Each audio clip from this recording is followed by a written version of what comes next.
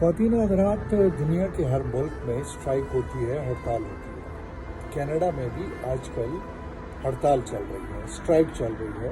یہاں پر بھی یونین بازی ہوتی ہے، یہاں پر بھی یونین کا سسٹم ہے۔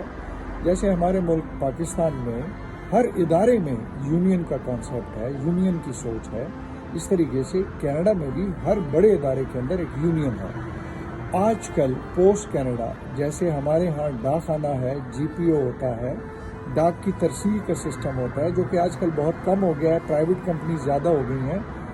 کینیڈا میں آج بھی کئی سالوں کے بعد، کئی دہائیوں کے بعد بھی پوسٹ کینیڈا یعنی ان کی ڈاک سروس جو ہے وہ مضبوط سمجھی جاتی ہے، دیرپا سمجھی جاتی ہے اور مؤثر سمجھی جاتی ہے۔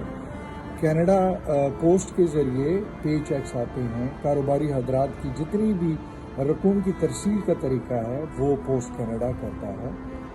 آج تقریباً 1 مہینے سے زیادہ وقت ہو گیا ہے کہ پوسٹ کینیڈا ہڑتال پر ہے۔ ان کے مطالبات ہیں کہ ہماری مراعات میں، تنخواہوں میں، ڈیلی ویجز میں اضافہ کیا جائے۔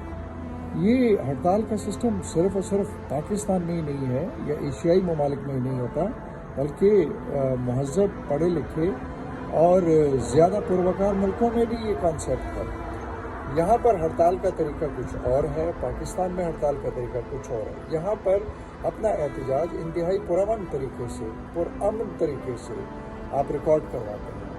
ہمارے ہاں ذرا تھوڑا سا وائلنٹ ہو جاتا ہے، تھوڑا سا توڑ پھوڑ کا سسٹم شروع ہو جاتا ہے۔ یہاں پر ایسا کچھ بھی نہیں ہے، لیکن ہڑتال یہاں پر بھی ہے۔ خواتین و حضرات، آپ کے ذہن میں یہ سوال آتا ہوگا کہ اگر سرکاری ڈاک جو ہے پوسٹ کینیڈا ہڑتال پر ہے تو پرائیویٹ سیکٹر سے یہ ڈاک کی ترسیل کا سسٹم کیوں نہیں ہوتا؟